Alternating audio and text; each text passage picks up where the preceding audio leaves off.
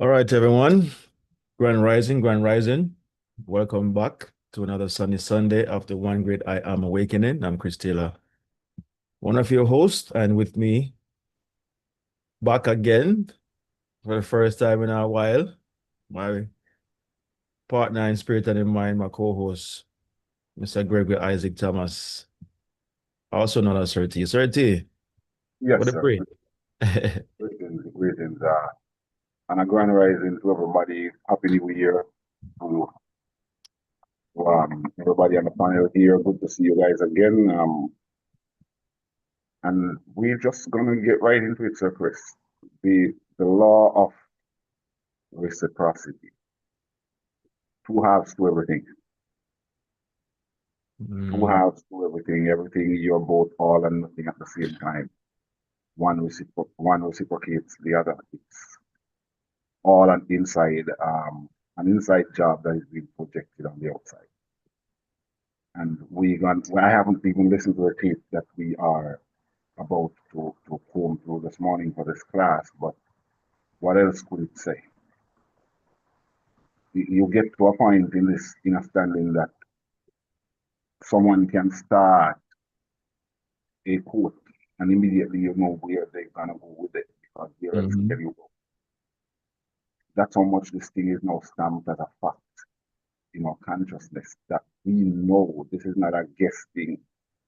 We know that everything comes from within and is protected on the outside. And it's the mirror image of each other. It's man and shadow, same thing, just a different, um, just a different perspective, a different reflection of the same thing. mhm. What was mind has become matter, surface.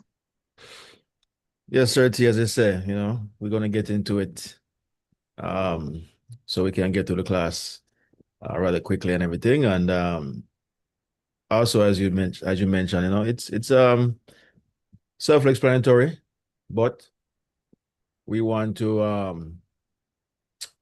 align ourselves with it, properly, meaning that to be aware that it is something that is ongoing, always at work, and that's where we lose consciousness of a lot of time.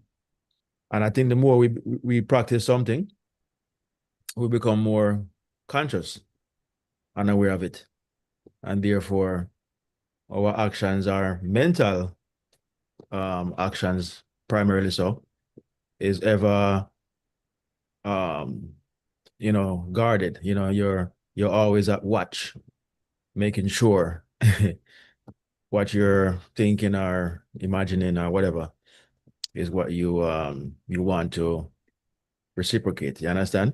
So it's just becoming more aware. So, Chris, as you know, I met up with GMAC while I was away in Jamaica. Mm-hmm. GMAC was a man that first introduced consciousness for me Mm-hmm. back in 20, what was that, 19? Was GMAC was the first man that introduced it fully. And I haven't seen GMAC since 2000, maybe 99.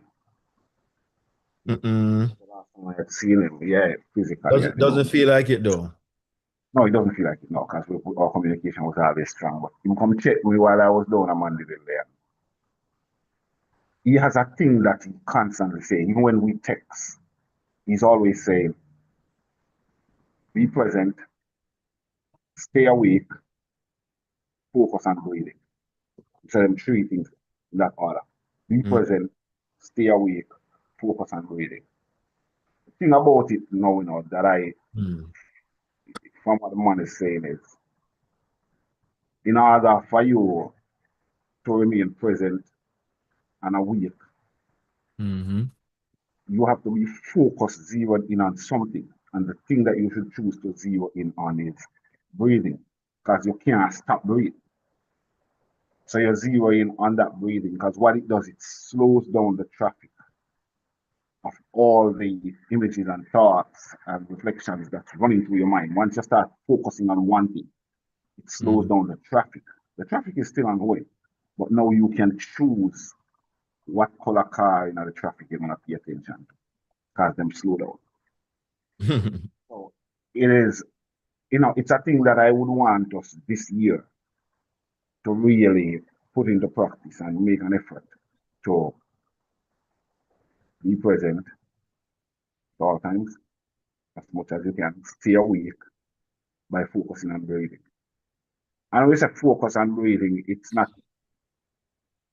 it's just that you're not taking the breath for granted in those moments of meditation. You're not taking the breath for granted. You're taking time to notice the breath. And by you taking time to notice that breath, it Mm. takes away from your attention of all the other foolish things that you've been noticing in your mind. And now you can, because it has slowed down, you can choose a particular thought Yeah. to focus on. So, let that one day be kind of a deal with the item this year. Hmm. It has helped me. Circus. Yeah, man. Wonderful. You know, meds and just meeting up with GMAC after 20 something years, must bring some like amazing feeling that here's a guy that introduced me to consciousness and, took him for granted just as, a regular guy, your fellow squaddy and thing. But here's this guy who had an awakening and shared it with you. And Last and here last time you I are. saw him, he was about 23 years old. Yeah, look a boy, you Man, know. I'm 58, 50 and up, roughly. Yeah, right? Just turned 50, right? Yeah, man, right about there. Yeah. So, but look at that. It came from a place where it was unexpected. That yeah, awakening, I think it's gonna come from somebody, or a regular person or whatnot, but that's consciousness, that's how it works. It comes in many forms and at many different angles, unexpectedly. But Yes, sir. it only comes to you when you're ready for it. And so apparently you were ready. Like you said, you were in search. Yeah, man, the soil You was were it in was search. thick. Yeah. Yeah, it made it till up the soil and the water was troubled. So Jima Yeah. just gave us a seed in our fertile soil. And Yeah. the soil was fertile. I had searched and gone through all kind of channels and Hmm. was just done with the nonsense. Yeah.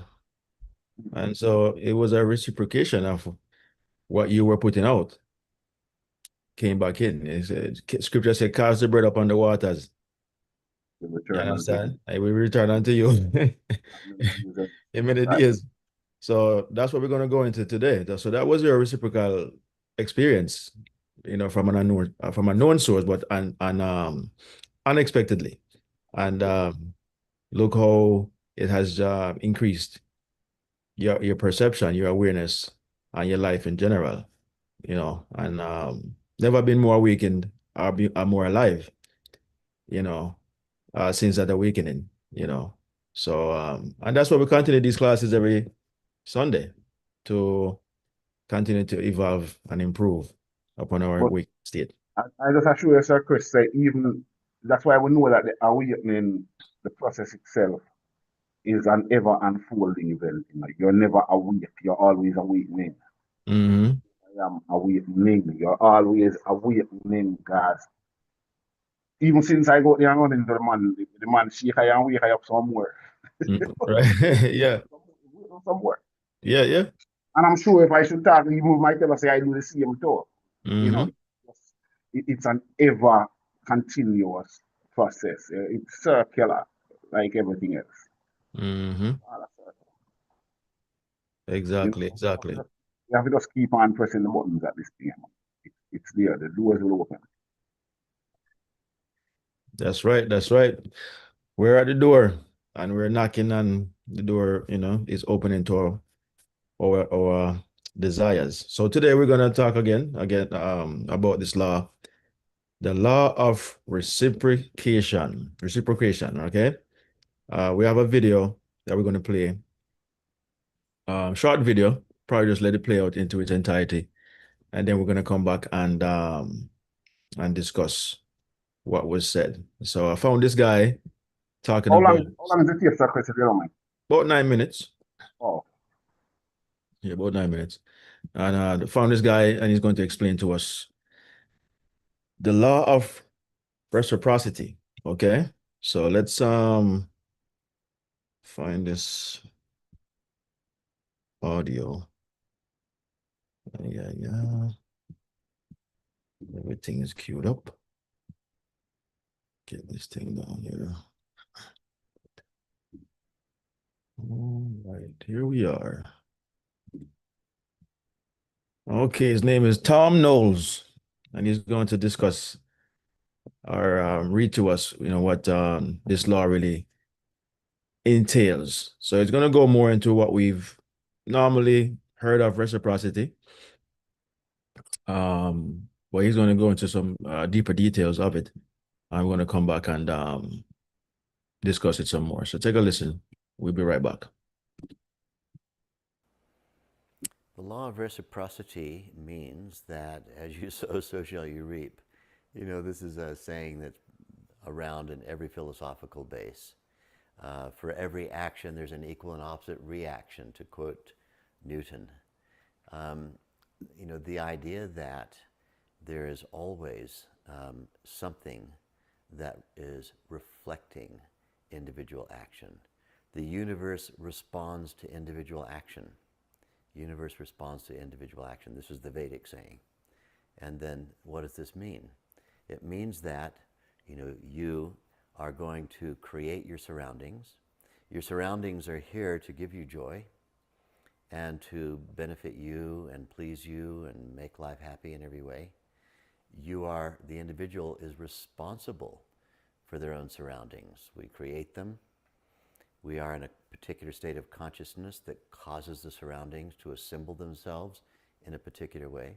Mm. Quantum mechanics also discusses how particles come into being out of a probability function from an unmanifest state into a particle form by virtue of the attempt to measure them. And the attempt to measure them involves a particular set of tools. So depending on what kind of tools you're using to measure if a particular particle's there, the quantum field can read the tools and will respond by creating a particle that is a response to that specific tool of measurement. In other words, there are no particles unless we're looking for particles. There is no world around us unless we're actually expecting it. Everything that exists is a response to expectation. This is the law of reciprocity. Reciprocity simply means that there is a reciprocal interaction between our expectation, our state of consciousness, and the world in which we find ourselves. And so then, the idea that there's anything unjust based on this view of things is actually a fallacy. Now, there are lots of people who howl with protest over this. How can this be true? There are people suffering horribly, grievously at the hands of other people. And, how can there be any, justice in this? The fact is, the Vedic worldview is that suffering of every kind is caused by some kind of perceptual or consciousness deficiency. If a child is suffering, we don't consider it blameworthy that the child suffers. However, we do consider it factual that the suffering of the child would have been avoided had the child been an adult. Somebody with more consciousness, with a greater and more comprehensive capability for response and so on. So we need in the West to get out of this idea of and separate the two ideas of what is blameworthy versus what is simply factual. Taking blameworthiness aside, because in the West we are obsessed with pointing fingers and saying who is to blame for what, blameworthiness aside, the fact is suffering is caused by inability to have full consciousness. Whatever has brought that about, whether it's immaturity or whether it is someone who is too young or whatever. But what we do know is that somebody in a very heightened consciousness state is not able to be made to suffer by anyone. In other words, they cannot be forced into suffering or tricked into suffering or betrayed into suffering or you know, conditioned into suffering by any other form or force or whatever. They know that they have the capacity either to engage the world on its own terms or simply not to be there. The ability to have choice is an ability that is a gift of the highest possible consciousness state. And so then that ability to not be there and make oneself available for suffering is something that is one of the products of being in the highest consciousness state. Reciprocity simply has to do with that fundamental idea that individuality has its reflection of its consciousness state everywhere around itself in the surroundings. And so what does this say to us? It says that if you're finding your surroundings unhelpful to your evolution, unhelpful to your happiness, you need to change your consciousness state. Rather than racing around trying to change what everybody else is doing, rather than racing around trying to change physical environments and so on, one needs to elevate one's own consciousness state, and the law of reciprocity will demonstrate to you that you are now in surroundings that suit your new consciousness state. And so consciousness is the conceiver of the surroundings. Consciousness is the constructor of the surroundings. Consciousness is the governor of the surroundings. And consciousness manufactures the surroundings. Whatever state of consciousness we're in, that is the quality of the surroundings. And so then we can change all of that. The idea is an idea that gives us the illumination of all possibilities. We can create anything out of anything. Likewise, we can create any level of smallness, any level of misery out of any environment. You know, we know people, I know people personally, who live in what most Westerners would consider to be substandard living conditions. A particular yogi with whom I was very close, Tatwala Baba, chose to wear no clothing in a part of India in the Himalayas that was very cold in wintertime. Wore no clothing, wore a little loincloth. He lived in a cave with a rock floor, sat down only on a bunch of straw that was thrown down to protect his bare bottom from the floor of the cave.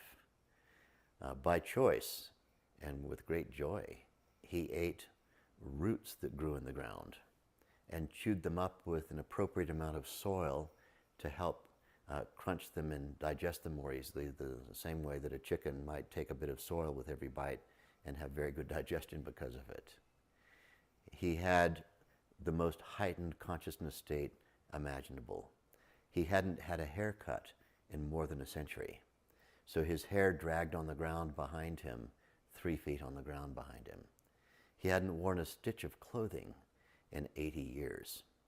And so could we say, oh, this poor man living in a cave, eating roots out of the ground,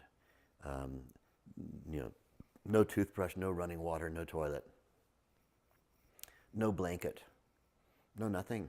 The loincloth was only put on when Westerners were around looking. Oh, terrible. We need to get him in touch with, UNICEF or some, authority that's going to give him some funding so he can at least buy a bed or, have some of the standard things. Maybe we should bring him some protein bars or something. Here was somebody who had a physique that was sculpted like Tarzan. He was 6'8" in height, and yet was only ever seen crunching on little roots that he dug up out of the ground. So who's suffering? Somebody else in that same condition. You take, somebody from New York City and drop them into that cave, take all their clothes away from them, take their bed away from them, take their phone away from them, especially, take their, all their comforts away from them and leave them in the cave. What's their experience going to be? It's going to be gross suffering It will be considered to be absolute torture. And yet, here's a man who lived in that way for most of his 100 years plus of life. He was considered to be more than 100 years of age when his body dropped, who was in perpetual happiness day and night and could spout the greatest wisdom to anybody who came. Who's suffering? What's causing the suffering? Is the environment causing our suffering? No. Environment is a product of our consciousness state.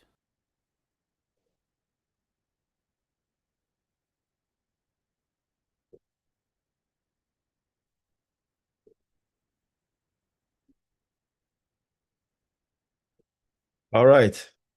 So as promised, that was a quick video to explain from that standpoint the law of reciprocity.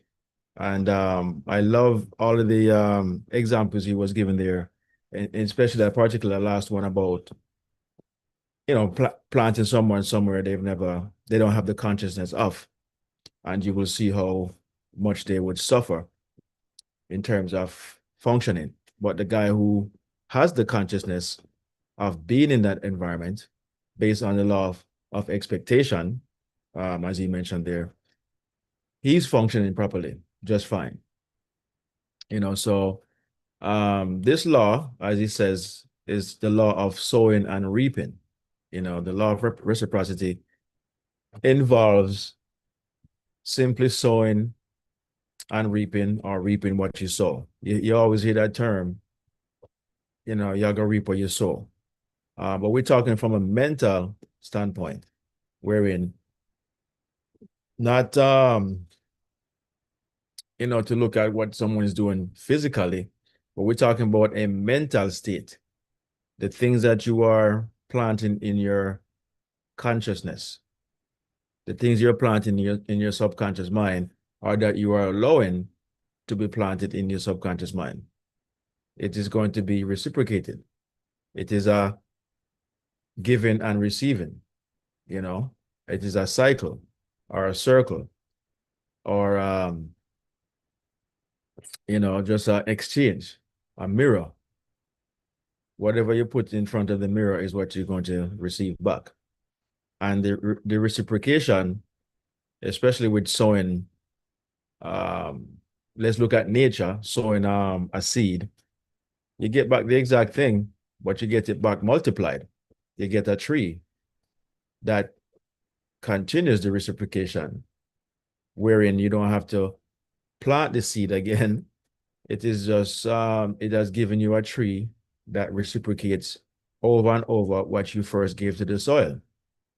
And that is kind of the continuum that we have created in our lives. In many cases, somewhat. You always hear people say, why the same thing keeps happening to me? Well, just like a seed planted in the soil that returns a tree, or as that is brought back to you multiplied, what you gave to it.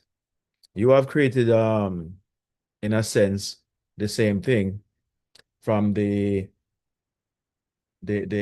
cyclical, or the every year or every other year or whatever, the same thing keeps returning to you. You have created a tree that keeps providing or reproducing the same thing that you gave at some point in your life. You heard you mention about this child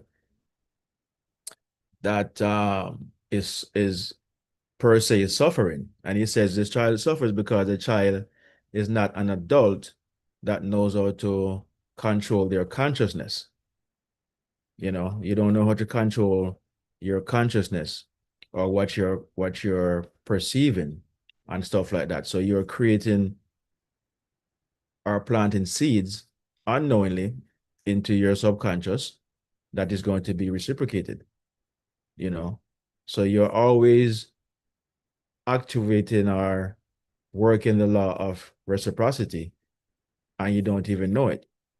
You're creating these what do you call it now, forests, or garden, if you will, of trees.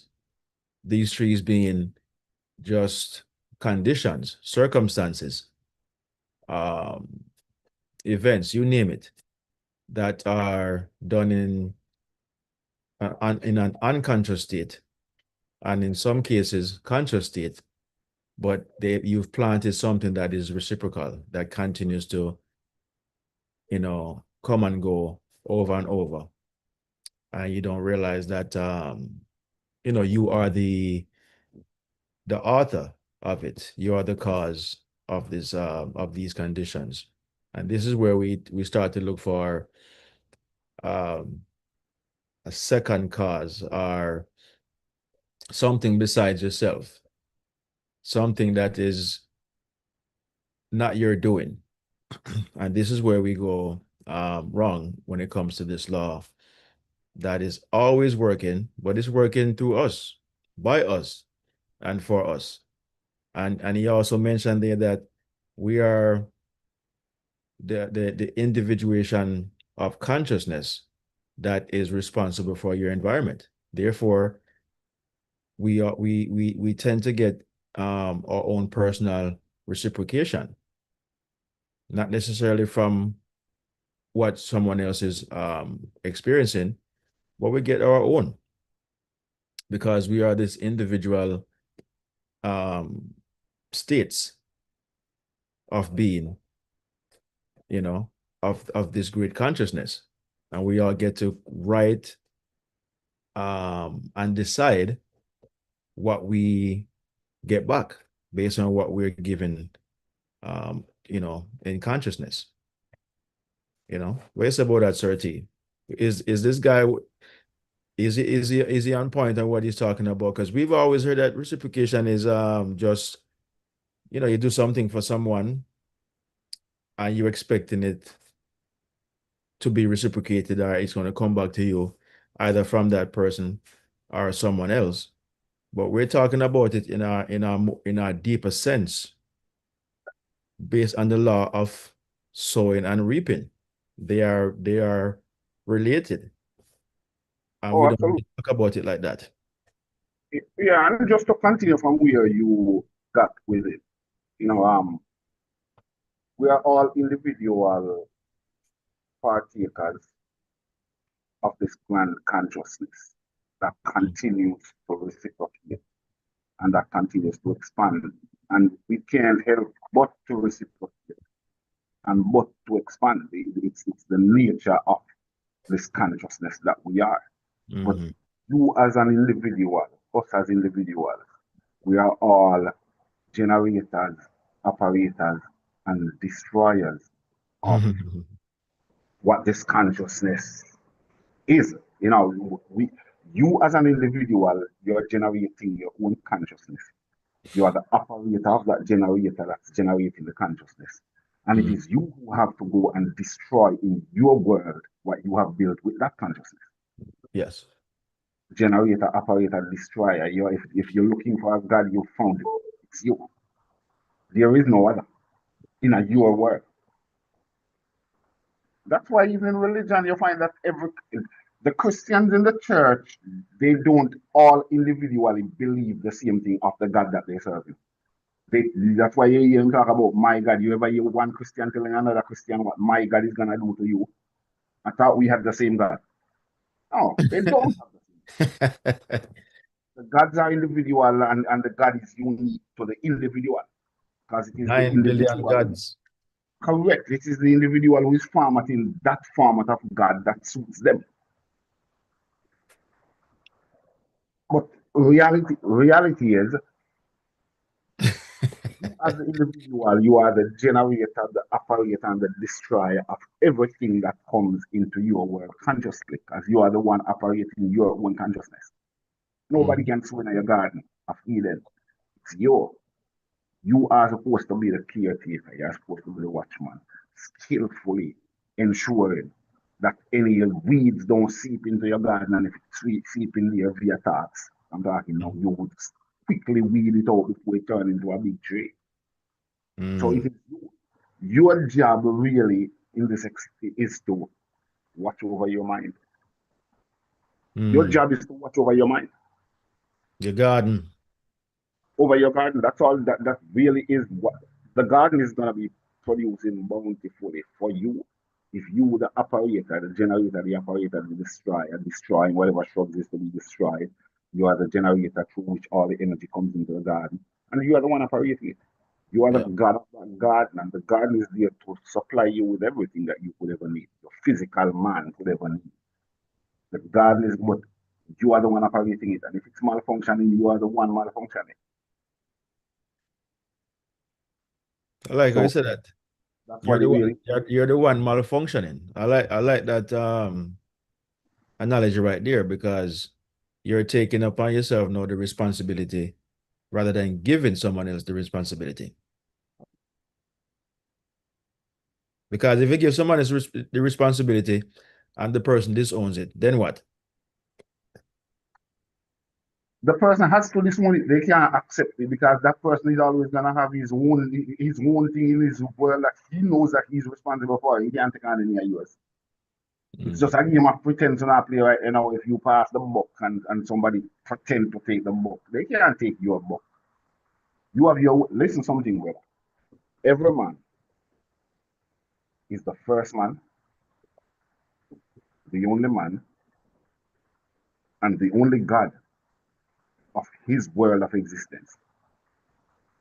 When you hear him talking about who was the first man in what world, in my world, I'm the first man. Does it matter how many Adams existed if I didn't exist? Would it matter to me? No. Oh, good. So the first matter is me. The first matter is me. You are the first man in your world. You are the only man in your world. And you are the only God in that world.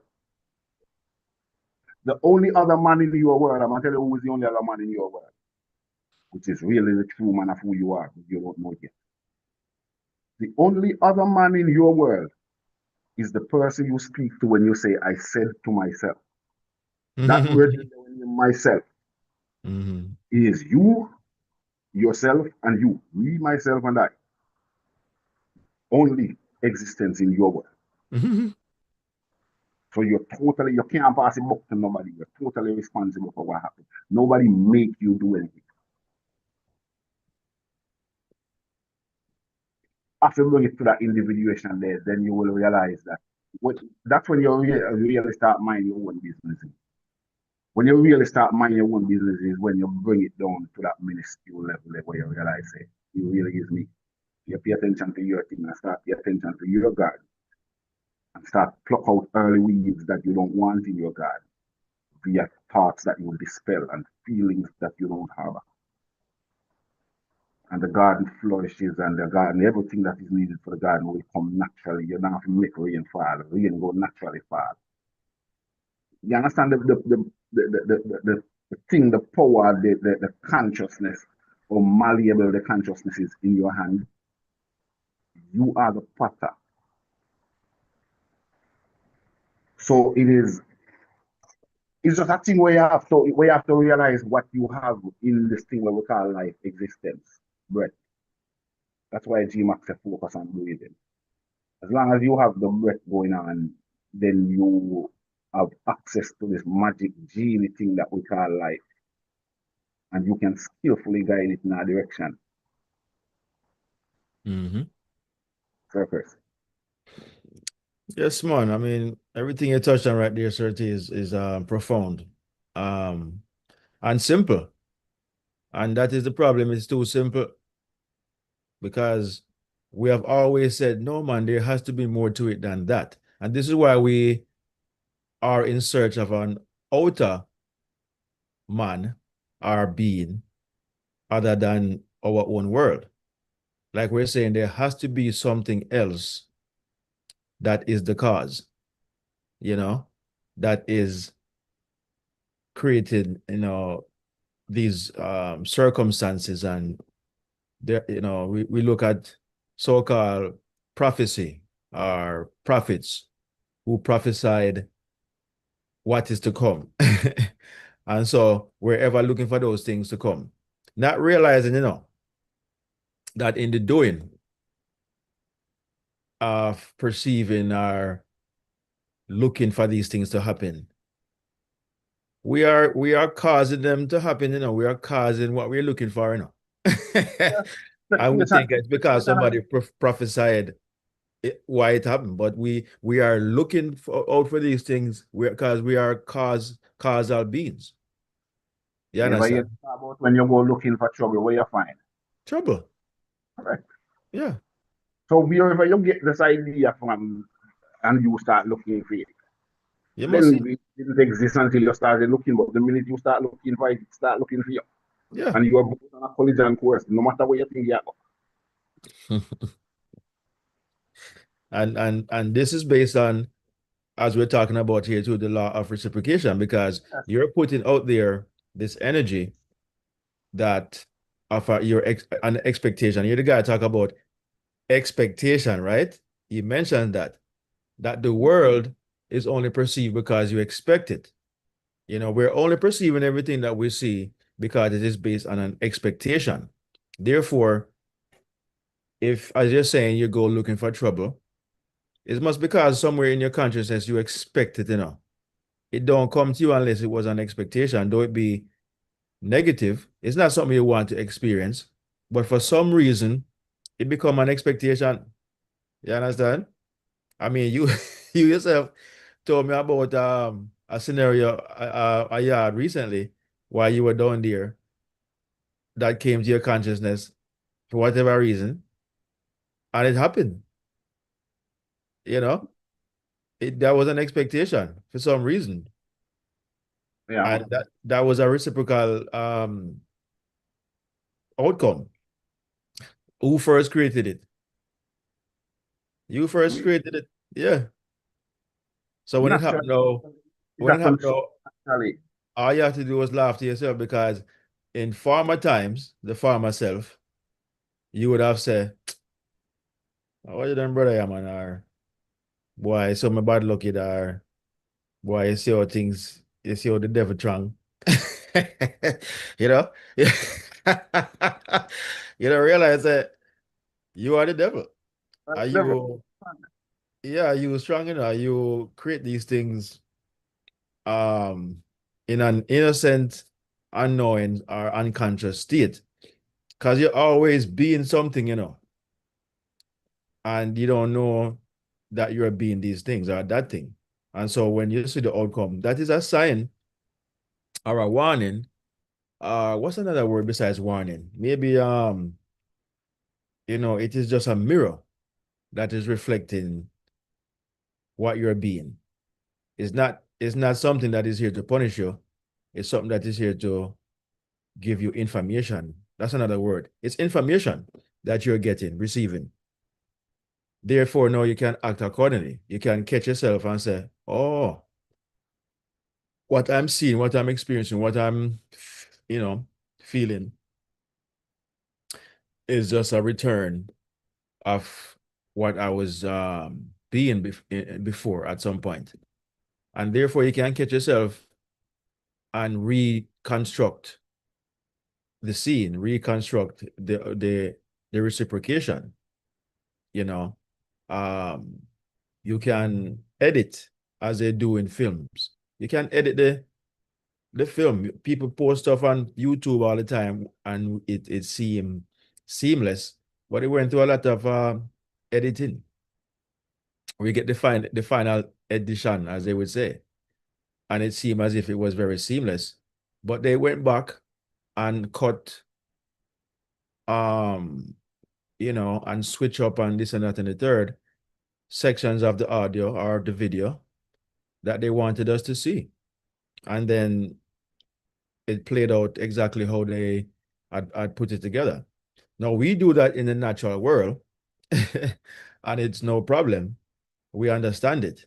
But when we do it in our mind, our consciousness, we don't have the same understanding. We don't have the same perception that the things we feel or think about or imagine are meds, that we will encounter these things if the meditation on these things continue, or if the feeling is persistent, you know.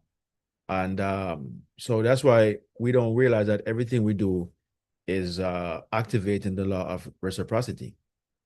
You know, we don't realize that, whether it be good, bad, or indifferent, because it's sowing and reaping. As I mentioned, certainty, your mind is a garden. So if a seed falls into your garden, and you did not know, it doesn't mean that the garden will not grow it.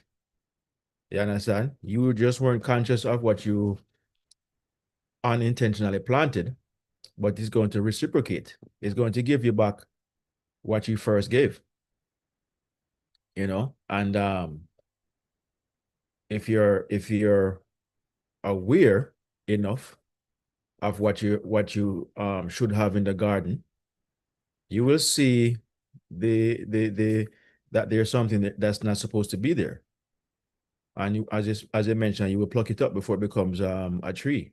You're going to pluck it up, so it doesn't become a hindrance or a bother or something that continue to reproduce, the same outcomes and whatnot. So everything that we experience is basically information. It's something that is informing you about what you first did. The information is no external, but it's coming from within. It's coming from within your own consciousness. But you're having the reciprocal effect. You're having the mirror or boomerang effect. You're being a witness now. You're perceiving what you first, instructed or gave to your consciousness, gave to yourself, you know. Um, so nothing is really bad per se, um, because it's giving you information. It's giving you. It would be different if it was just something other than being information, meaning that there is nothing that you could learn from it. It was just an action or circumstances or whatever, but there was nothing to perceive that, oh, this is something that I did or something that um I planted or created.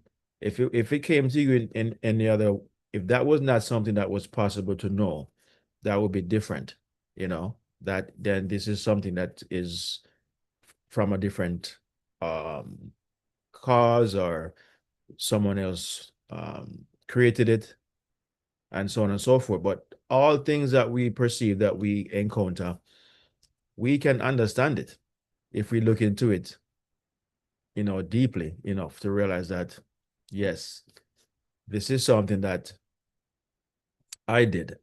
And the biggest part to understand is, even if you don't remember, even if you don't comprehend what's going on, it is always important to realize that it is still something that you caused. This is still a reciprocation of what you did, because the law of reciprocity is always, always, always at work, and it has to. It's like the sun that goes, rises and falls every day. That is technically the physical expression of the law of reciprocity. The sun, comes up every day, give you light and so on and so forth.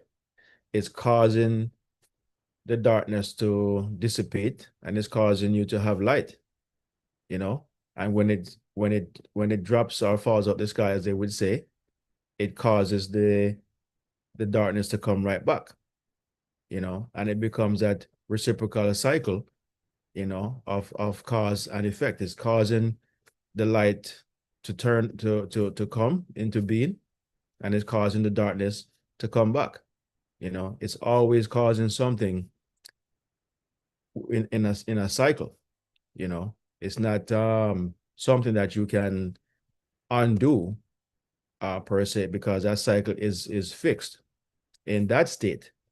But in your own consciousness, you have the power, the ability to pause or to edit or to recognize what you have planted, and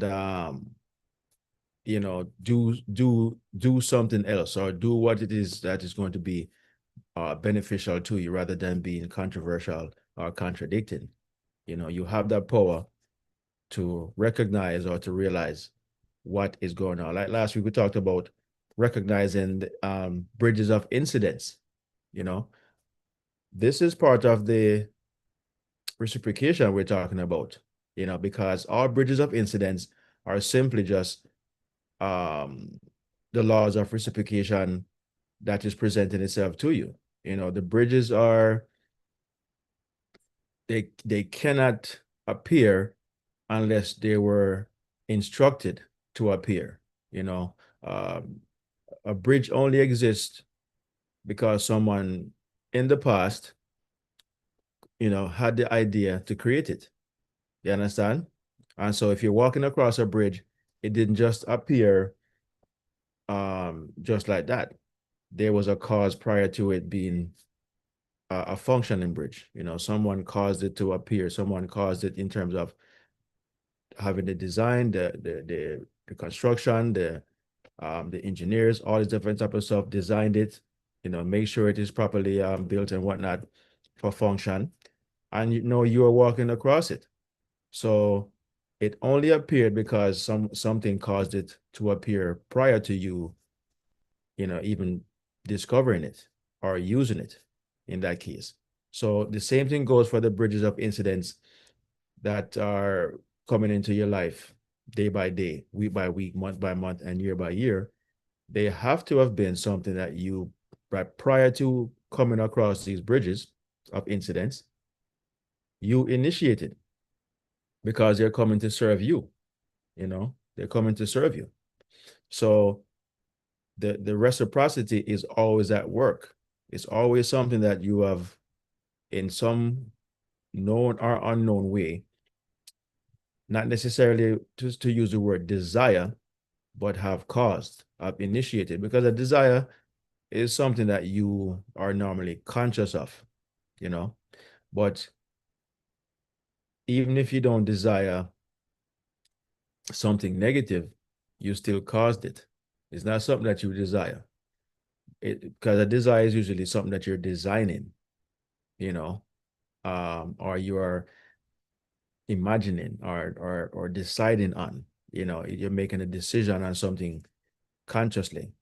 But at the same time, whether it was something that you're definitely wanted to do, it cannot not come to you if you have that feeling or that concern.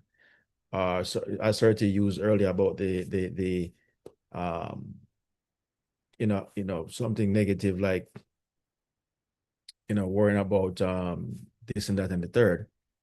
It's not something that you desire. It is just a feeling or whatever that came over you, and it became a concern. But because we are causal beings, that concern is a seed. It is a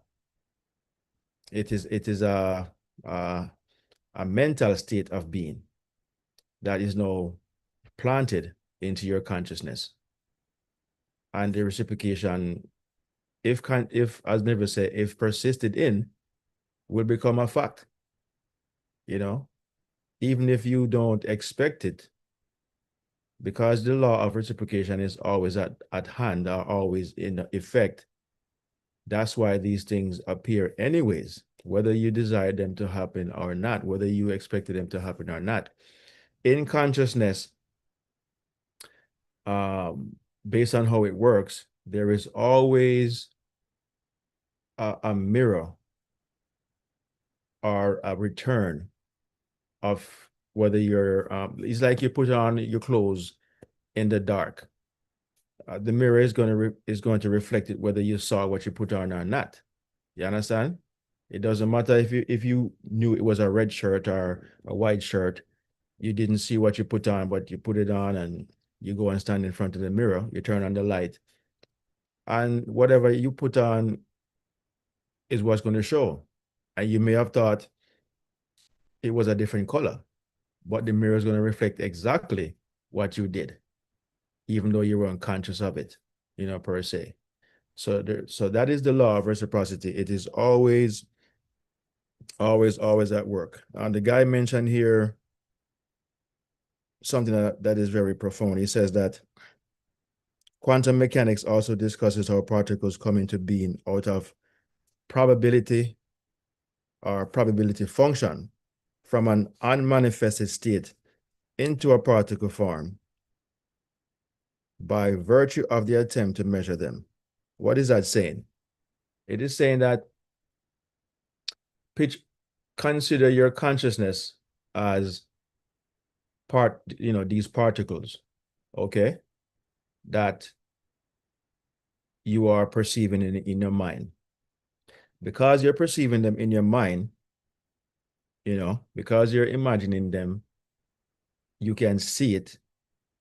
Well, the quantum field, also known as the unified field or the universe or the superconscious and stuff like that, it now goes into action by bringing out the things that you are expecting.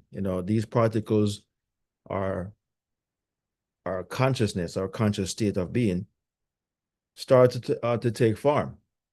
It starts to become something that is going to reciprocate or show you the results of the design or ideology that you were conceiving or that you conceive in your mind.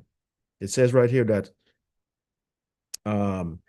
it's attempting to measure them. It's going to put everything together as you had perceived it or felt it or expected it. And so the quantum field is going to measure these. It's going to attempt to measure them. It's going to involve a particular set of tools. And so depending on what kind of tools you're using to measure it, if a particular particle is there, the quantum field and the quantum field can read the tools and will respond by creating a particle that is in response to that specific tool of measurement. What it's saying there is the exact thing that you perceived or feeling that you have, the quantum field, the universe, the superconscious has all of that to reciprocate or to give back. It's going to give back to you exactly as you have done it. Okay? Because of the law of reciprocation. And also the law of expectation. That is a law. All consciousness is just a law. But the law is a multiplicity. There are so many different versions or variations of the law or the laws that it works from. Everything in consciousness is working by way of laws, and we are always activating these laws in everything that we're doing. Everything is going through a particular process, unseen to us. They're also called the unseen laws, always at work, even though we don't see them. And that is the issue. We cannot see it, we cannot perceive it. We don't have any, what you call it, no consciousness of it. But we think because we cannot consciously perceive these things or see these things, that they are not there, that it doesn't exist. And so what we want to do is to always be conscious, especially now that we know, now that we are educated or aware that this is how life really is. Nothing is what I'm saying now, random or unlucky or lucky or all these different terminologies we use to explain away why something occur. Everything has its place because of a conscious state of being, and there's no way around it. And the more we become very, very aware or conscious of these things, we can now navigate like a navigation system or like a like your GPS, you can navigate exactly the same way. You put it in the right mental state, the right coordinates, the right address, the right feeling, even when it's something that is displeasing, you can still in consciousness control how you react or how you feel, because everything you're doing is going to be a reciprocation, is going to be a causal event or thing that you're doing in your mind is you're always operating as cause. I think we did a topic on that last year, operating as cause and not as effect, meaning that don't think that there's a second cause or there's another cause besides yourself. Always be aware that you are always causing something to reciprocate. You're always causing something to come back, even if it's something that you don't recognize. It is always coming from your state of being. You may not have been conscious of what you're being, but you were being something. You were being something by simply the way you feel, not necessarily what you're thinking. And feeling is so much stronger than thinking. And I think, Certi, this is why we have so many random and chaotic things going on in the world, because a lot of it is coming from feeling. It's not necessarily just from your thoughts. It's just how people feel. People feel, you know, whether that's worried or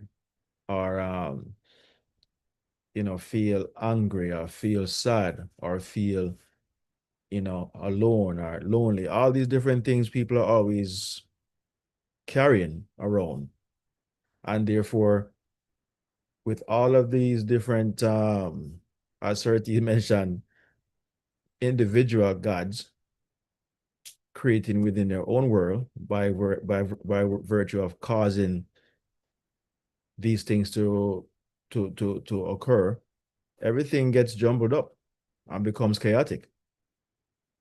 Everything becomes multiple effects, and it just seems as if it creates a chaotic outcome or experiences. But on a individual perception of it all, everyone with all the bundled up jumbled up of jumble or bundle of chaos, everyone is experiencing their individual chaotic experience at that particular time. Everyone is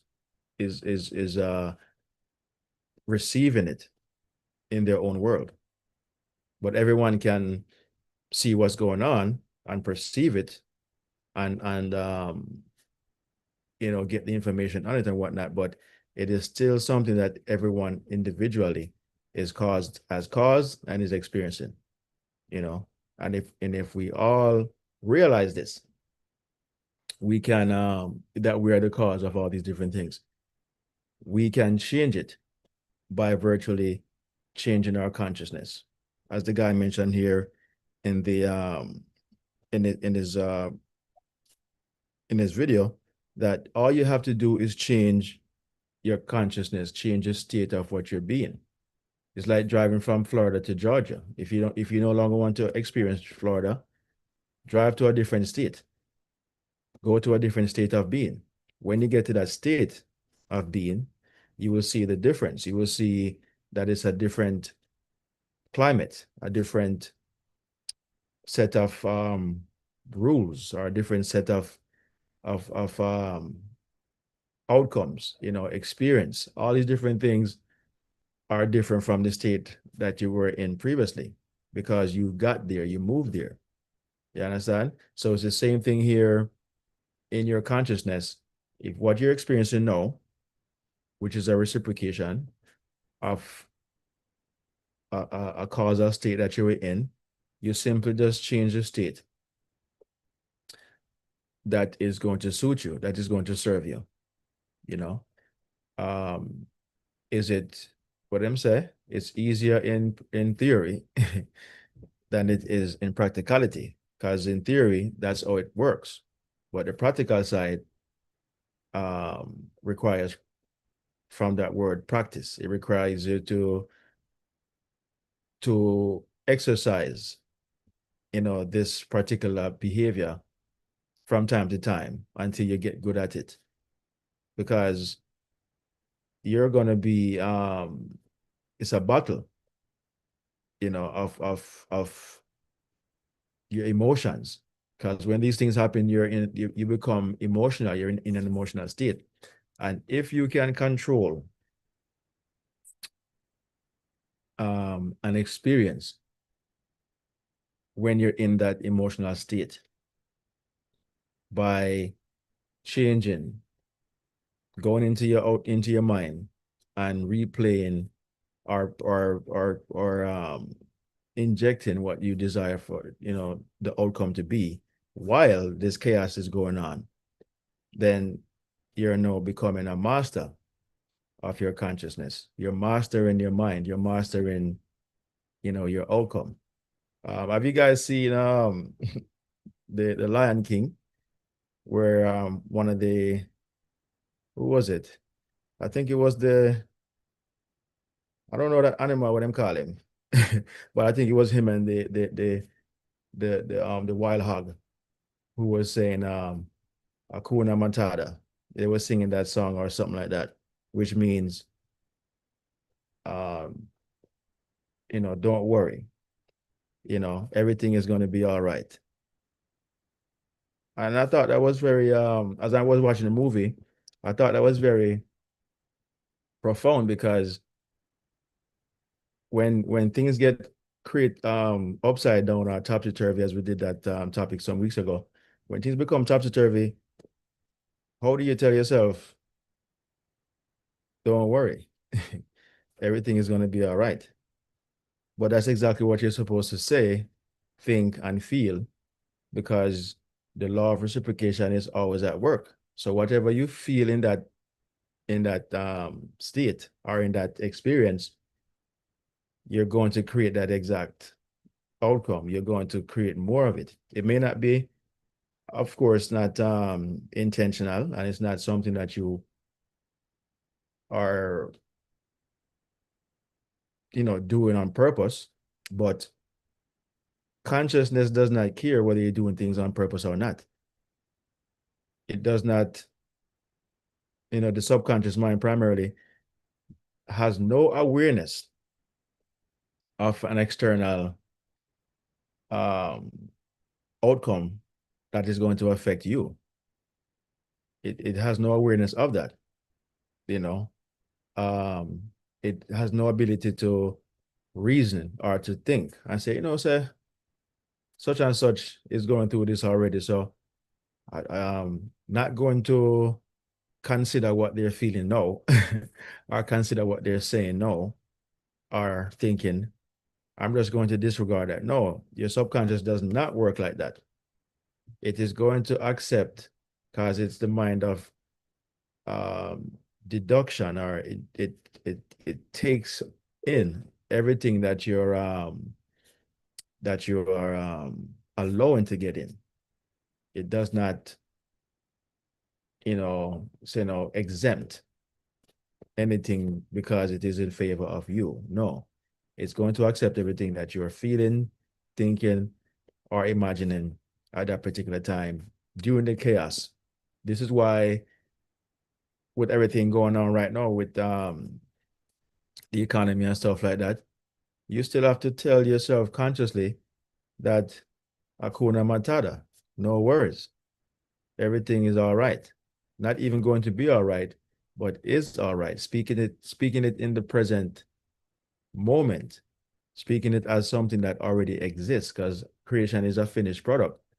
We're just extracting from what is already finished to live out our experience what already is, you know. So we have to speak everything in a present state and no state of being. And even though what your five senses is telling you is completely contradictory than what you're trying to tell yourself. Your five senses is aware that you are having this turbulent experience right now, but you're saying to yourself on purpose, Hakuna Matata, no worries, everything is all right, because you are aware of the law of reciprocity, that whatever you tell yourself during that time of the topsy-turvy or the turbulence, whatever you tell yourself that at that particular time is you're planting a seed still. You're still planting a seed in the same garden that has all these weeds and bad experiences going on. You understand? So you're planting more of the same thing that you do not like or don't want to experience. But because you're not caught up with the game, so to speak, you're not aware of how consciousness works or how life works or how the two are mirror of each other, consciousness and the outer world and whatnot. You don't realize that these are the things that is just a reflection. But once you become aware that this is how life works or how consciousness works, then now you have to become very, very um, disciplined. You know, you have to be disciplined now. Yes, every now and then you're going to lose the that control, or when I say people are out of control, every now and then you're going to lose that because you're still an emotional being as well. You understand? But then, as long as it does not persist or you don't prolong it, then you're good. That's all it really is, is you prolonging the state of being out of control. Like you go on for days or weeks or whatever, still feeling the same what I say now, uncertainty that the so-called economy has caused you to feel at this particular point. It is incumbent upon you now to persist only in the feeling of your wish fulfilled, meaning that all of this stuff will eventually erode away. You will eventually pass away. Eventually pass away. So you live in the state in which it has passed. I'd never say, I remember when.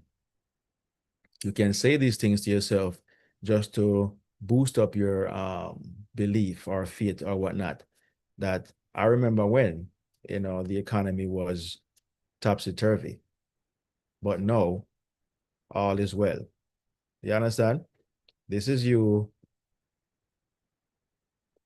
perceiving with the five senses that the economy is what it is, but in your own consciousness, you are changing it right now so that it can reflect, in the effective state down the road. You understand? You can see the effects of it in the days to come, weeks to come, months to come, or whenever it come. But if you live in that state of awareness that you're always planting seeds, you're always activating the law of reciprocity. When the time comes for the manifestation of whatever you caused, you will in your state in which you were being that entire time, that's the only thing that is going to reciprocate. That is the only thing that is going to manifest. While meanwhile others, someone else, will continue the old experience. You know, it will not change for them. They will reciprocate whatever state they were in during that time when things were out of line. They will continue to have that experience. Meanwhile, you will create in your own world, as Sir T mentioned earlier, that we're all in our own world. We're all our own God. In effect, designing and constructing our own world. And no one else can do it for us but us. No one else can do it for you but you. You know, you are the operant power in your own world. It's like in your own kitchen, or versus your neighbor's kitchen. Um, both of you guys are cooking, but you're cooking what you like, they're cooking what they like, you know, and you're using your own electricity, you're using your own water, even though both of you are using the very same thing, but you are using it how you desire to use it. And they have no control as to how you use it and vice versa. It's the same thing with your consciousness. But consciousness is so dynamic, you know, beyond the physical state that I just explained, that you can be affected by what someone on the outside of your own mind wants you to be affected with, because you are not in control of your consciousness. You are not taking control of it. You know, they will say or do or create certain things, and then that becomes what you perceive and concern yourself with. Thereby, now you have created from that perception a negative reciprocation in your own world. You know, so these are the things that we have to be conscious of. We have a saying in Jamaica: you have to see I'm blind, hear I'm deaf, meaning that though you see something, be blind to it. Though you hear something, be deaf to it. Do not let it enter into your consciousness as fact, because you're activating at all times the law of reciprocation. You are always planting and reaping. You're always sowing and reaping. That's really what the law of reciprocation really means. It's not only as we were told, you do something for someone and you expect them to do the same thing for you, reciprocate the same thing for you, or someone else will reciprocate the same thing for you. Yes, that's part of it. Yes, that's one aspect of reciprocation or reciprocity. But the law of reciprocity, the law of cause and effect, the law of reaping and sowing, or sowing and reaping, they're all engulfed into this law of reciprocity, and so therefore, if you can plant a good seed into your garden, and if the garden itself, the soil itself is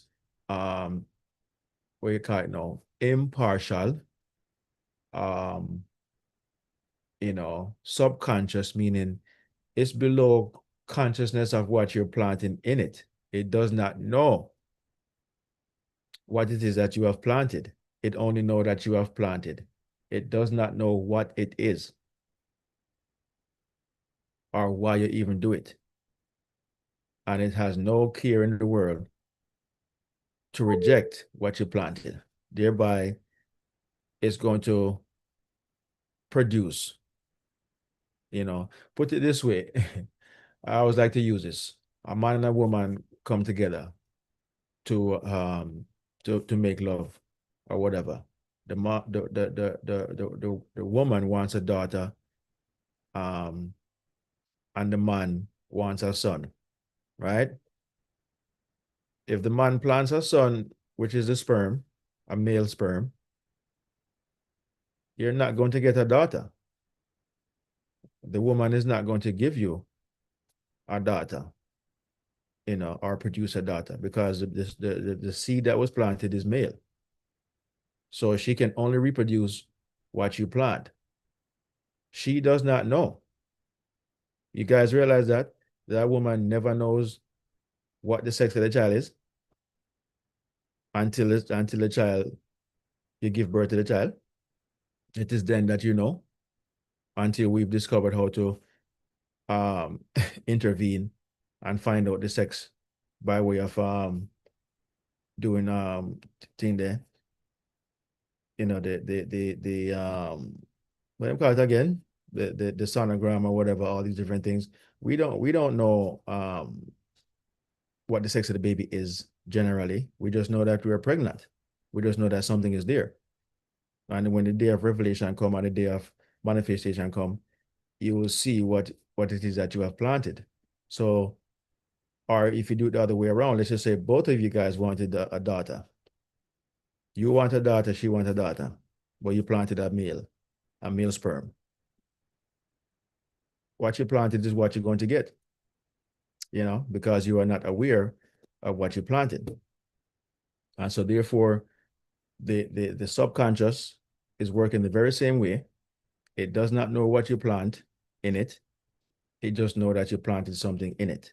It is below consciousness of awareness. It's not aware of what it is. It's only aware of what is, or that something is. It's an impartial consciousness, or impartial part of consciousness. So it cannot discern what you put in, and it cannot reject, has no capacity to reject what you planted. It can only accept it. Okay. If there's any rejection, it is you who caused the rejection. The conscious mind, can change your mind and say, all right, I no longer desire to plant that seed or to have that tree, and you dig up the seed. But the ground is not going to reject the seed. If it persists, if it prolongs, if it stays there long enough, water come, rain come, and sunshine, all this type of stuff, then it's going to produce the tree. Okay, and that's how it works in consciousness.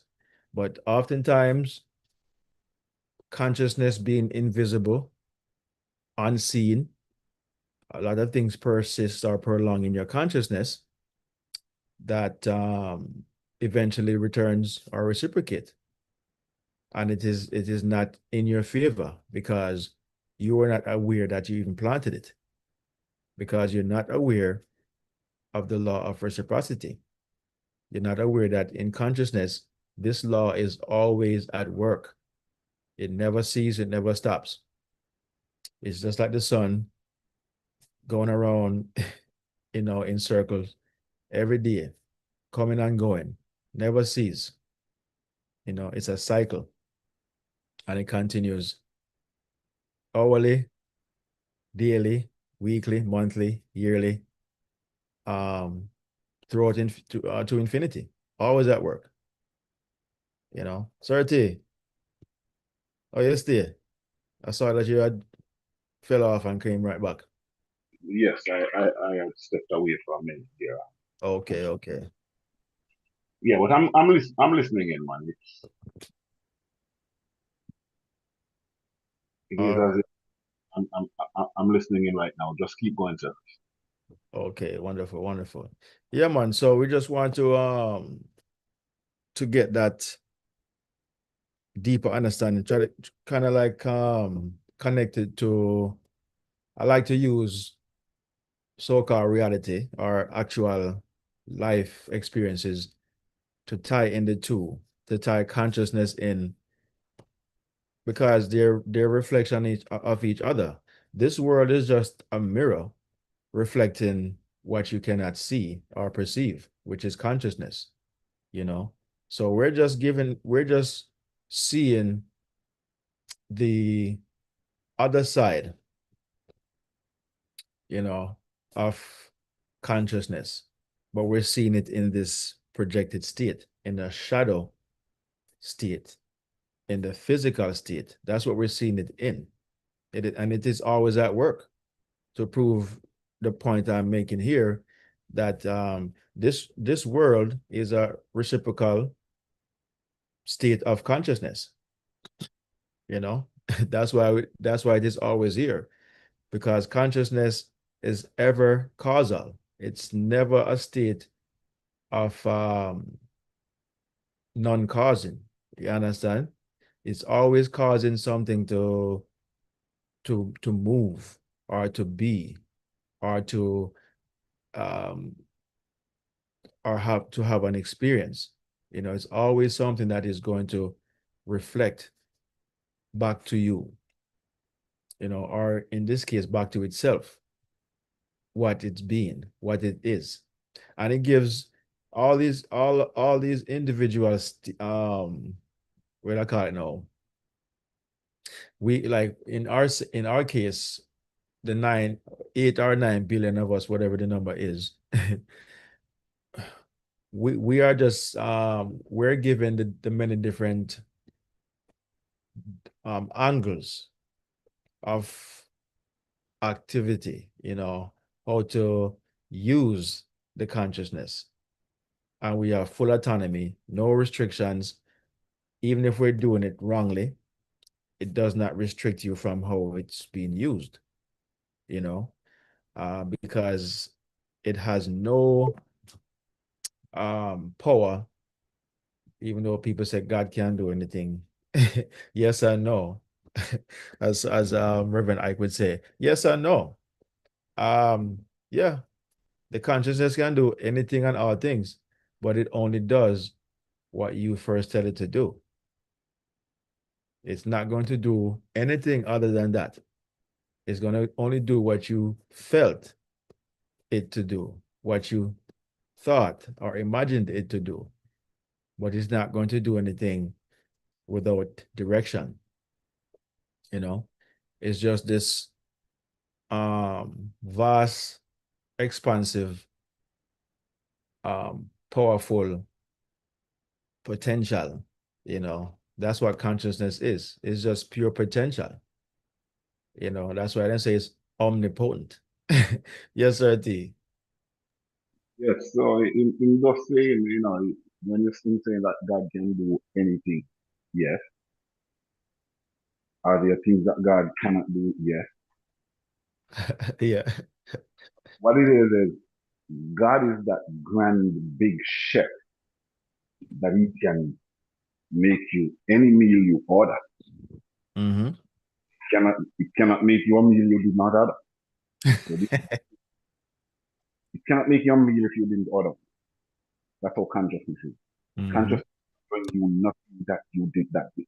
Will bring nothing to you that did not come from you. But Uh-huh. it can come from you and don't come back to you. Oh, there you go. I like that. So you again, you are the generator of the consciousness. Because if you don't exist, no consciousness exists. So you are the generator of the consciousness. You are the up, and you are also the destroyer of the pot them with the pot and make the wrong way and not dash them in and just destroy them, make it go. Yeah, see them clean, go use it something else. You don't have nothing else to work with except the consciousness. So it's the same consciousness you're gonna use to destroy that erroneous thing that you bring in your world.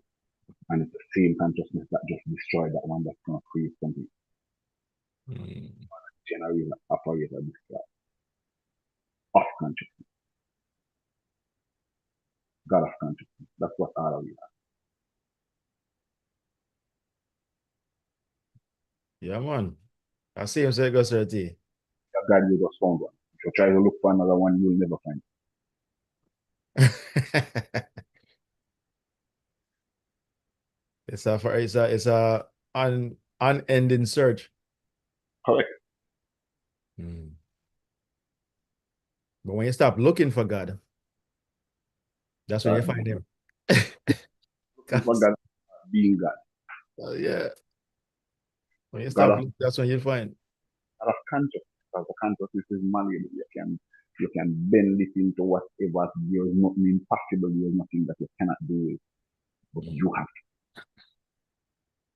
You won't do it. You have to do it. That's right. And trust me, When you tell people say God cannot do just anything, what am I gonna think? You know, you're limiting this God by saying it can't just do anything it want to. okay. But that's It, what people say. God can do anything it want to. How many times people have told you that my God can't do anything it want to? Or he could have done it because if he wanted to. that God is creating in that person's imagination, and that person can imagine anything they want to imagine of that God. So they Mm, can imagine an unlimited God that can do anything they want to do and speak that out of their mouth. That doesn't make it real. That doesn't exist. It exists in your head. You just like, yeah. because you say that you're a God that does all these things, that doesn't make the God exist. Anybody, another person standing right beside you will tell you of another God, their God, that Mm, does equally great things and more. And yeah. they're not talking about your God, because your God over that church, your God saying, okay, I'm baptized in the Father, Son, and Holy Ghost. Well, our God saying, no, you have to baptize. Two different God you talk about, right? Exactly. Yeah, you're talking about two different gods, two different inner awareness, you They know. are ones that are in the same church. I mean, I say the same church, I mean the same type of church, that are the very same church, Same sitting next building. are two different God them are dealing with. And this a God said, this a sister, you can go on and you can boyfriend and do whatever. And this a God tell this a sister, say, no, she have to wait until she married. And they both have their God that will do anything for them as far as they're concerned. It's just a creation of their own imagination that doesn't make it real.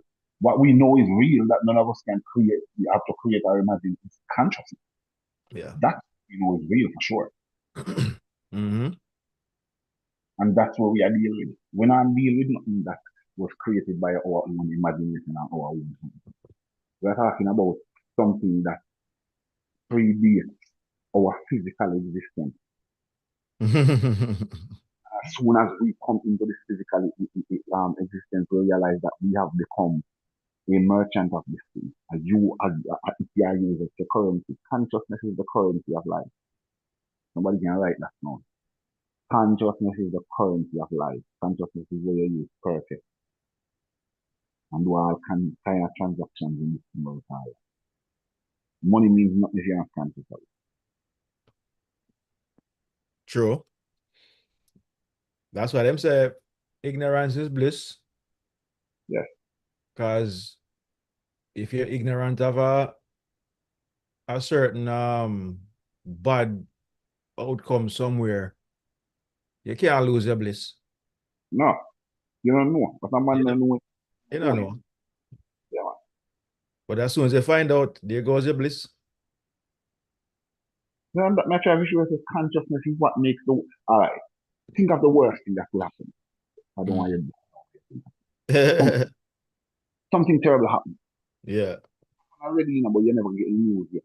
You notice how Mhm. you're all right even though you have because you Yeah. want it's your awareness that makes everything a reality. Until Yeah. you're aware of a reality. It's not a reality. Yeah. It has no realistic outcome for you. It's not a reality in your world. You just don't know about it. You're not aware. Yeah. I hear that all the time. Yeah. You hear that all the time, you know? Didn't know. And then now you know it changes your mood. It changes your And you lose a friend or whatever, and even if expectation. when they are about it, the man is dead for 6 months ago and burial and you're just a year to it. As far as you concerned, I see the living. Oh yeah. Oh yeah. Yeah, it just goes to show you that awareness is the master. As a matter of fact, what it really is now, you are the master. It is a tool. It's your body and your mind. That's what we make the mistake of thinking. We make the mistake of thinking that our body, our physical existence, and our mind, our conscious existence, Mm-hmm. yeah. No, that's your ego. That's who you think you are. Your mind and your body is not you. Your mind and your body are tools that were given to you. Now, if your mind and your body are tools that were given to you, who are you? It means that you are not the mind. You are not your mind, your whole consciousness. That's not who you are in this drama. You are not your mind and you're not your body either. Mm-hmm. One who is aware of that Of mind it. and Mm-hmm. the one in this whole drama that is aware of that mind and that body is the virgin where you talk to when you say talk to myself. Myself, quiet observer that is observing what you do with your body. Myself is the one that is consciously sitting there seeing what you're thinking and perceiving and feeling with your mind. Mm-hmm. So myself is the observer of mind and body. That's who you truly are. Your ego is who you think you are via your mind and your body. Mind and your body, because you're 6'3" and dark and handsome, whatever. Um, your mind and your body tell you say you are that, whatever. That, you the one. Yeah, your mind and your body tell us that that's who you are. But Yeah. truly, there's one of you called myself that knows all of your flaws and all of your weakness and all of your pretenses and everything that you are showing my other minds and other bodies that you are. But there is a myself on the inside of you that know that that's not who you are. That's your ego. Yeah. The true you has never been seen. The true you has never been met by anyone except you. The true you, the virgin I call myself, has never been met by anyone except you. And no one has ever seen it. That's the God that has never been seen. My perfect. How about yourself? Yeah, man, it's a very powerful, statement right there, Sir T. You know. Um, as you're saying that, I remember what was it? The Reverend Ike was giving us a sermon when Moses said, God, let me see, and God said, um, you cannot see my face, but you will see my back. You understand? You cannot see my face because it is assuming that the face of God is, or you would recognize, Hmm? as you're saying, God is unseen, cannot be seen. That is the you, the real you that has never been seen, will never be seen. But the back is the expression or the what you become aware of. That is the back that you're going to see. That is the only thing you can see is the shadow. The and it says when wait until I pass, Yeah. stand in the cleft of the rock and wait until I pass. And when I pass, you will see my back, but you see my face.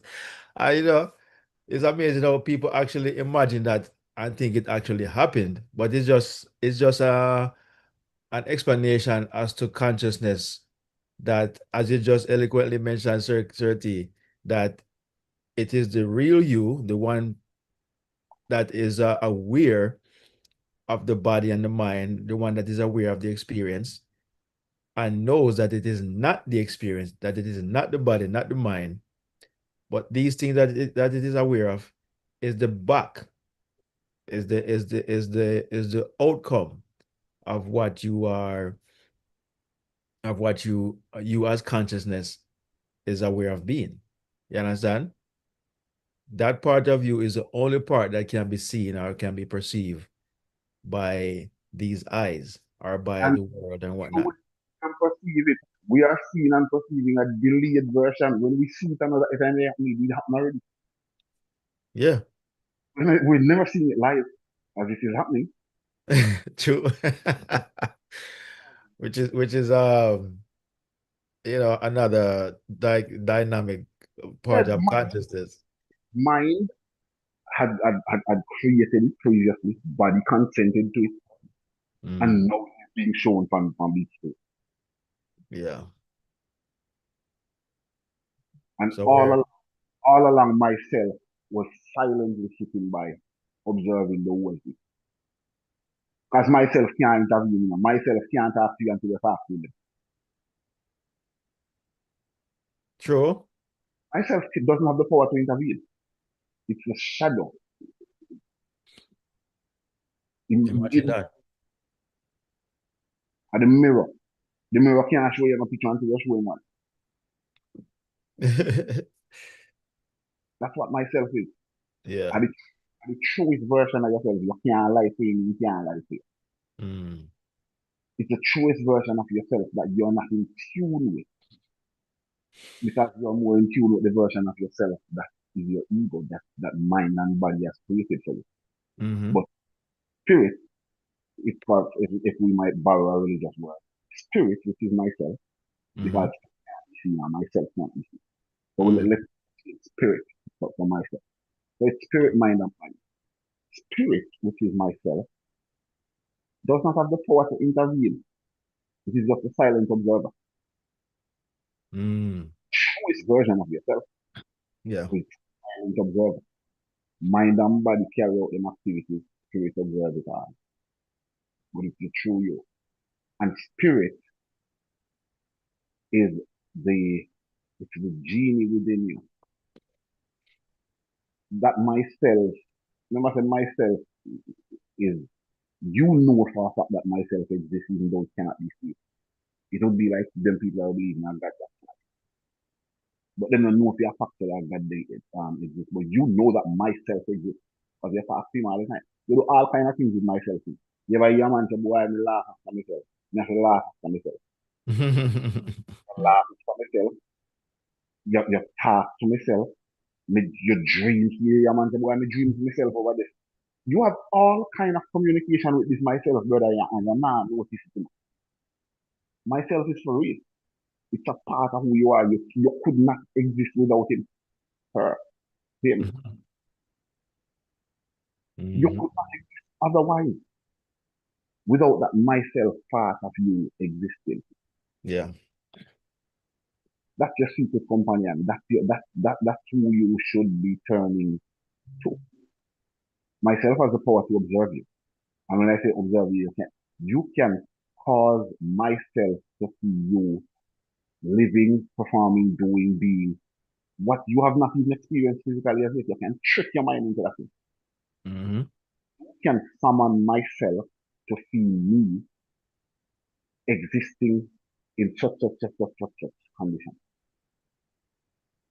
And if myself persists in seeing you thus, then mind and body have no other choice but to observe it. Yeah. The thing about it is that myself cannot initiate that because myself does not have the power to initiate. I have to initiate. Me do the initiating. Myself is very, what is the word? Submissive. So myself will come along and join me in whatever clear imagination I am using it to do. And I can cause myself to see me. You get it, okay? Yeah, man. Nobody else. The self, nothing is seen or reflected, as you say, in the mirror. This dichotomy is so, unbelievable. You have to stand in front of the mirror to see what you have on. So you have to put on something on your body, but the mirror will not reflect it until you stand in front of it to see what you have on, you know. But the eye first have to make eye, the conscious mind have to be the first one to initiate, as you're saying. You're not going to be spoken to unless you speak to the higher self first, the higher awareness, the self, the unseen. Until you speak or imagine or meditate or feel or think, nothing is going to happen. Nothing is going to be reflected. Nothing is going to be There's not going to be a reciprocation as we're talking about today. You understand? Until the conscious mind have a desire or a thought or a feeling, there is no reciprocation, you know, because the mirror cannot reflect back to you until you give it something to reflect. And that is the reciprocation we're talking about here. I give to you and you give back to me what I first give. But the mirror is not going to move itself and come to you and reflect something that you don't um, have on. You understand? Chris, I would implore those who are here with us this morning in this reason, and those who will hear it on social media, I don't know or later on. The person that you refer to as myself, all of the reverence and glory that you used to give to God, Mhm. the reverence and glory to myself. Start giving that reverence and that glory to myself. And don't just, when you speak of myself, don't say, I saw myself. Say, I saw my higher self. Just start referring to it as my higher self, because that's what it really is. This imperfect version of self that you exercise, that's your lower self. Your higher self, which is the one on the inside. You ever check in with myself and go, you Mm-mm. even get angry at you. Don't you ever get angry at myself? Get angry at me. Uh, You are the one. Myself is cool, calm, collected, unchanging. Every description that scripture gives you of God, that's myself. mm. Mm. Be still and know that I am God. That's the word coming from within you. Who you think is that? You have to first be still and then you will know. And then you will know who is God. That myself is God. Yeah. So start referring to yourself as my higher self. Start see yourself as just as my higher self. Start to be confident knowing that there is a higher expression of self than this fallen, depressed, downtrodden version that you're tired of. Fallen angel. Yeah, the fallen angel as you are. This consciousness, not a body that's imperfect body that will expire. As the body is imperfect. The body is the only part that will go. The body will expire. Imperfect. Your active mind, which is your memory, remains. Even in other people's world, your memory still remains. And after you're dead and gone, people still remember that. And Yeah, your man. memory collection of your consciousness remains. The body expires and goes back to dust, and your consciousness remains. And the brother where you call myself is myself. See, you were born, yourself was not born.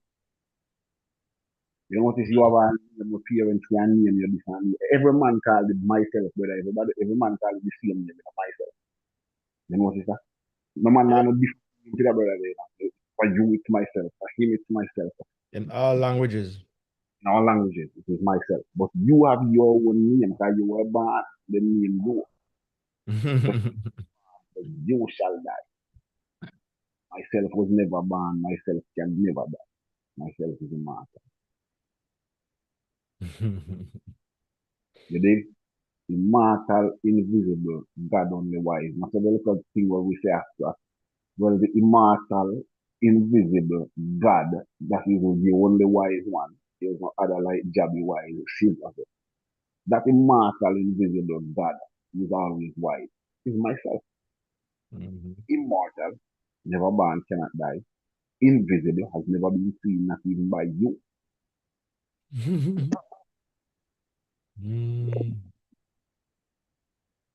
We're Is we're living in the reciprocation certainty. We're living in the reflection, you know. That's what we're experiencing. We're not seeing, you know, the cause. We cannot see the cause. That's why all these things we're experiencing, you know, we not see, we don't know when we cause it. Cause we not see the cause. But we see the reflection, we see the reciprocation, we see the experience. That's what we can see. And as I was saying earlier, it's just giving you information that there is an unseen version of yourself that you have activated unknowingly Yeah. that is causing these experiences to happen. Okay. Something else I just want to add, just as it just came to me. Mm-hmm. Explaining the difference between the me, that is the ego, the ego way I think is you, and Mm-hmm. then I'm gonna tell you the experience of myself. The only time that myself comes into activity and you get a feel of who myself truly is when Christopher fall asleep and start Mm-hmm. becomes myself in that world. In that world, it's not Christopher who is operating in that world. It's myself that's operating in that world. That's why when you wake up, you say, my dreams in me still. When you say, my dreams in me still. Yes, as in that world, it is myself that's operating in that world. And you notice myself never feels to return from that world, no matter what happened over them come back alive. You know, Mm-hmm. back alive as myself is immortal. Yeah. Not only every man's self, no man's self, no baby and dream. Him come back alive. And there is nothing that myself cannot do. You can fly, you can jump off a building, you can just appear anyway. You are unlimited. Been to places you've never physically been. Myself has been everywhere, man. The whole expanse of what we call the universe. Mm-hmm. And You doing know, the so-called impossible. when myself appear in a dream, Chris just feels out and all of a sudden Chris become myself in the dream. You Mm-hmm. think that changes. You just know that you have that magician on the inside that you're somewhere that can save you, that's your savior. Put him to work, crucify him, make him savior. The imagination, you know. That's the exactly. Crucify him, make him savior, that's your savior. Classify yourself upon him. Let him see you the way you want to be seen. Let myself see you the way you want to be seen. You have to become, you have to, I don't want to give away too much. That's it. Yeah, man, this law is the law of all laws, you know, the self. And within it are the laws that we are discussing today, the law of reciprocity, the law of sowing and reaping, the law of cause and effect. You know, all these things are entangled into this one law, like a law firm, you know, and within it, we have all these different practices that you can, what do I call it now, that you can, you know, hire to represent you and carry out your deeds, you know. It's the one law that never fails,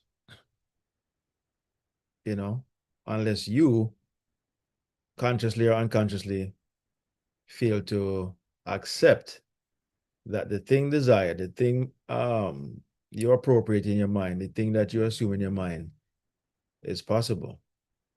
That is the only way you will you will think that this law has failed you, but it cannot fail you because everything is incumbent upon you accepting or having the expectation that it is all is well. Everything is going in my favor. These are the way we have to speak to ourselves. All is well, everything is going in my favor. I may not know how it is going to work out, but it always works out for me. And just have that expectation without any knowledge of how it is going to happen. But your consciousness will conspire with whoever it needs to conspire with, to carry out this favor that you have assumed in your own mind. As we're saying today, the law of reciprocation is you are always planting, you're always injecting something into your consciousness that is going to give back to you what you have first given out. That's why I'm saying it's better to give than to receive. But a better saying is you can only receive because you give. You're only receiving because you give. The giving is first. That is the planting of the seed. The reception is the reciprocation. The cycle coming back to you. You understand? So being conscious that reciprocation is always starts with you, not the other way around. You are the one who first initiate the return. And just knowing that, the return is not something that is known when it's going to happen, how it's going to happen. We just know that it is certain, but we have to persist in the certainty. The minute we lose our persistent, our commitment to the thing desired or expected, the minute we lose that connection, it's like losing the reception of your cell phone in a bad spot.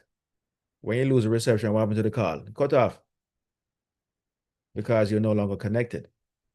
So you have to always stay connected so that you can keep the reception, So the retransmission and the reception can have that loop, that continuous loop at all times. You understand? And it's the same thing we're talking about here with the law of reciprocity. Just want to read one more thing before we close out today's lesson. It's now a little bit after 12. We're going to end the class timely and everything so we can continue with our day and whatnot. But just want to give this final thing here where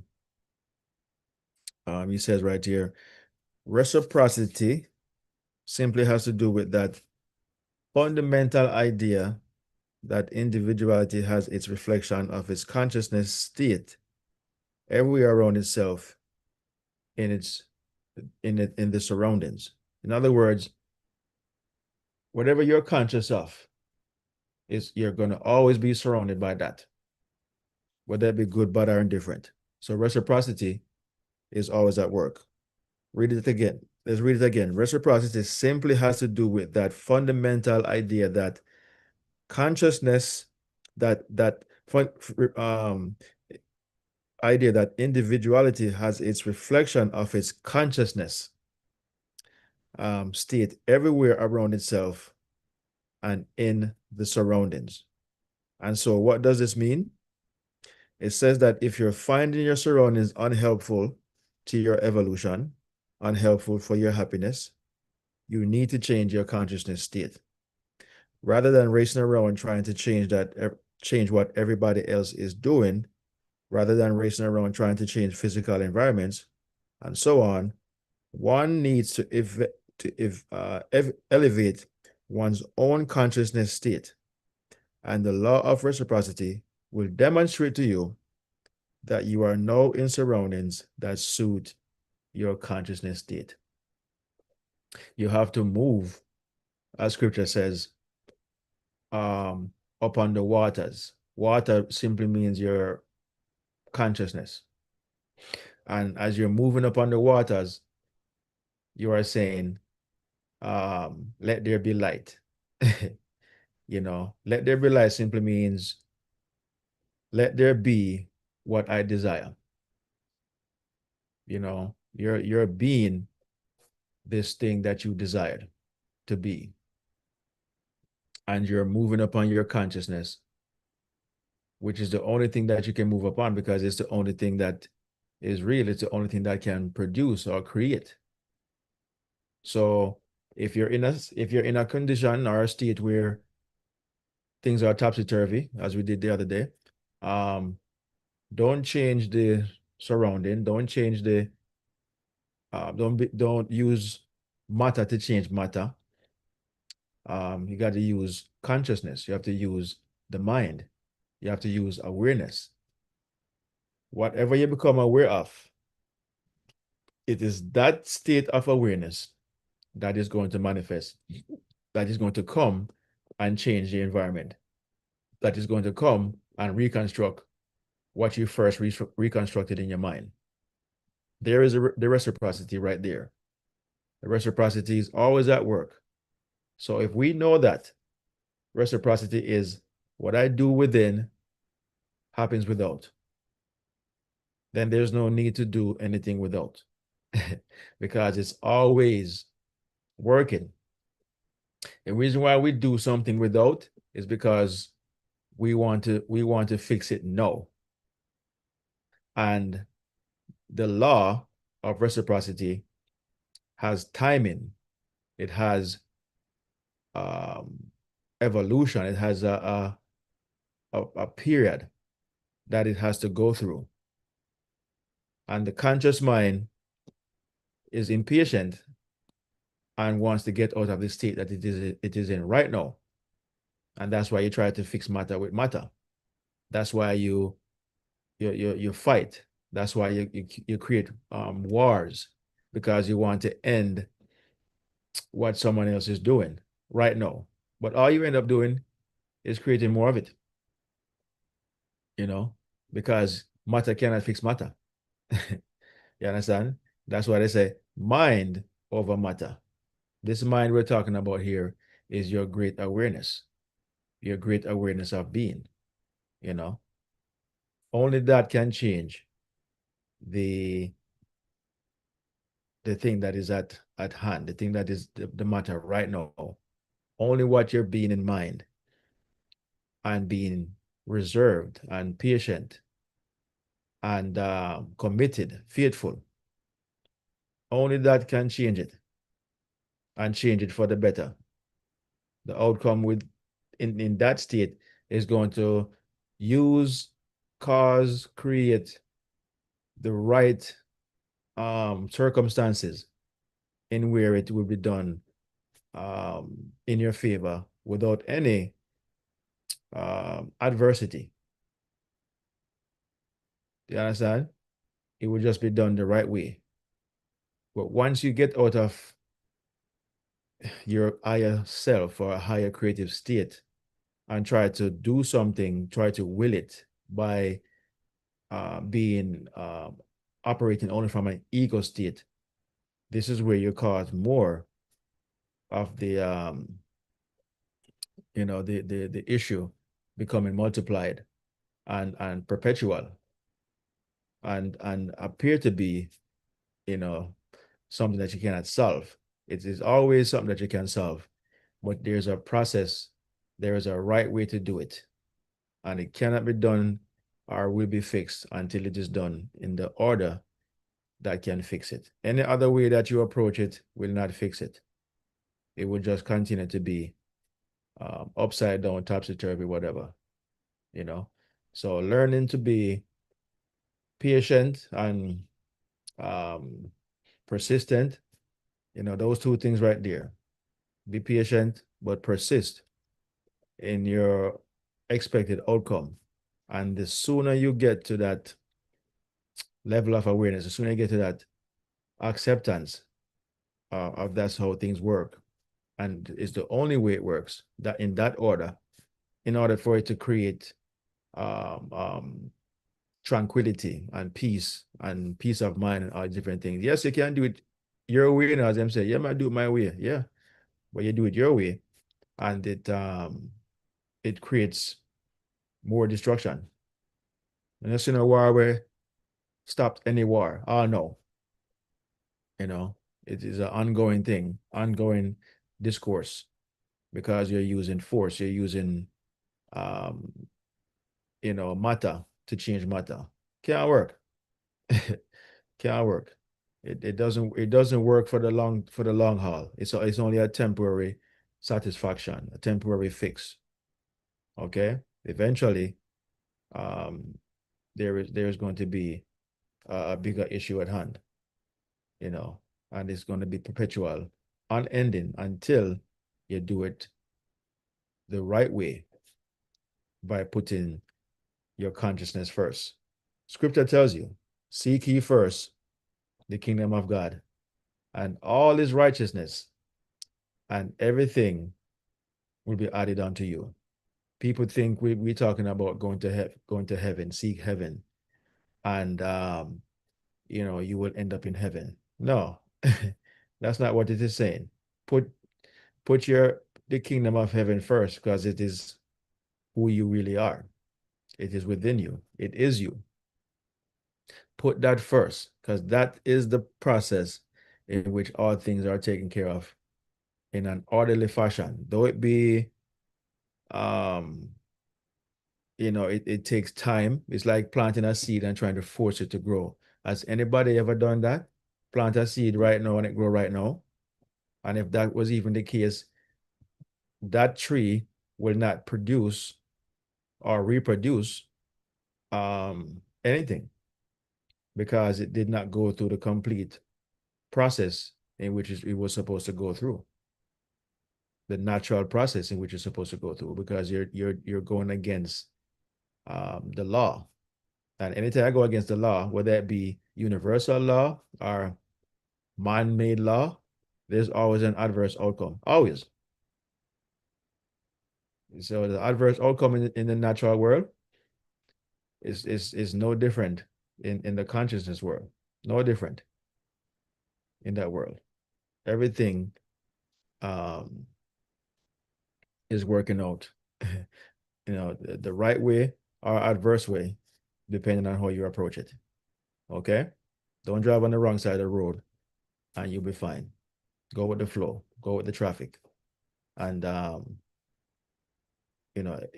will be right. Okay? So that is our presentation to you guys today. As we said, the law of reciprocity, simply means whatever you sow is what you're going to reap. Whether it be good or bad, there's always a reciprocation of sowing and reaping. There was always a reciprocation of thought and experience. There was always an outcome from the state that you're being. There's always an experience. And when the experience happens, if it's not something that you like, don't change the experience outwardly, change it from within. Go back in your mind and rearrange, reconstruct. Be like the potter. Don't throw away the clay. Reshape it, because it's not set yet. It's just deformed, but it's still malleable, still pliable. Reshape it, set it, and forget it, and it will harden into the fact that you desire. All right. So that is our presentation for you guys today. Love you guys. And we will be back again next week, Sunday. I believe it will be the 18th already of the month of January. But we're embarking upon a new year, and we're planting seeds as we're talking about reciprocity. Everything we do this year are seeds that we're planting to manifest throughout the year, and even more so the next year or years to come. Everything we're doing now is something that is to come. Everything we did last year is on its way. We will reap those seeds that we sowed. We will have the reciprocation of whatever seeds we sowed last year, whatever seed we planted last year or the year before, and so on and so forth. All of that is coming into being. And if you don't like it, whatever you receive, don't force it, don't fight it. What them say? Love it. Turn the other cheek. And then imagine a better outcome. All right. So love you guys. Have a wonderful rest of your day and week. And we will see you next week, Sunday, right here again on the One Great I Am Awakening.